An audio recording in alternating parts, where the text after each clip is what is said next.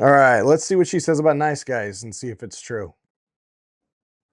Nice people, especially nice guys, are super narky, profoundly narcissistic. It's an instinct to self-preserve. And that's where, as a female, you can't be with a nice guy. Why? Because the nice guy's gonna let the lion eat your throat for the sake of his own safety. It's, I need you to like me so that I'm safe. Niceness specifically is a behavior that is an adaptive strategy designed to keep you safe within the social stratosphere. So we're gonna behave in this way that makes you like me so that I'm safe. That's nice. Kindness comes from a much more grounded, rooted place where you're able to actually practice love.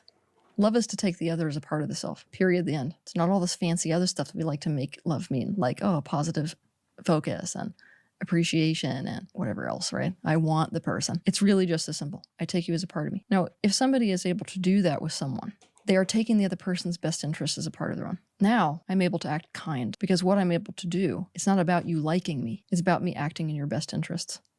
All right, so what she says here is pretty profound that the nice guy comes from a place of fear. And so the nice guy is trying to sell a bill of goods to a woman and trying to make her believe that he's something that he's not in order to get her to like him. So it's coming from a place of fear. I'm afraid of you finding out who I really am, so I'm going to put on this act. It's very parasitic in the sense that it seeks to control the host and is very deceptive in doing it. And what she's saying here about kindness is it comes from a different place, that kindness comes from a place of abundance and comes from a place of security and feeling secure in who you are as a person and giving to others, especially in the context of marriage, is giving from a place of security to your wife, that you already have the position of power in the relationship and you're lending that power out in the sense of giving to her from a place of security and strength. You're not trying to convince her of anything, you're not trying to sell her anything. You're honest about who you are. You're a man, you don't apologize about that, and you're not trying to convince her to sleep with you or convince her to like you. And in vast majority of marriages, guys are just nice guys. They constantly are kissing their wife's butt. They're constantly trying to appease her, trying to earn her validation and to be liked by her. And this is very disingenuous. It's very deceitful, and it's coming from a place of fear, a fear of being rejected, a fear of not being loved, a fear of not being able to sleep with your wife. And this really is something that plagues men today, is they are wussies and they have no ability to act like men, which is really what women want, which is really what they're looking for.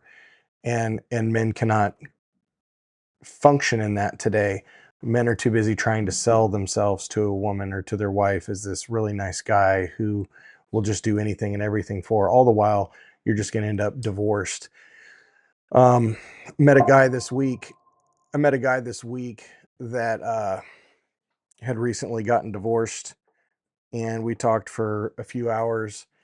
And he was talking about how, he was the perfect man. He did everything his wife wanted, bought 2 houses, had the jet skis, vacationing, had doing all this stuff. And of course, he bought the extra house because she wanted it. She had a few $1,000 ring, and then she wanted an upgrade to a $13,000 ring. So he went and did it, all the while thinking he's going to make her happy. And that's not what she's looking for. She's not looking for the nice guy. She wants to be with the guy who leads and who has mastered himself. Um, he's not afraid of rejection. He's not afraid of making her mad. He's not afraid of telling her no.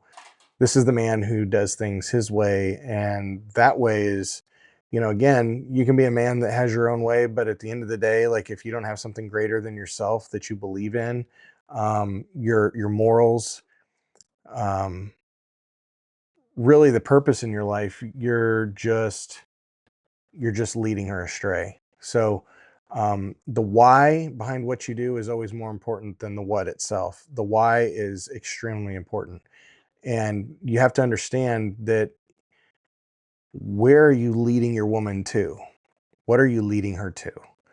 our goal is to lead her to God. Our goal is to show her what our Heavenly Father is like.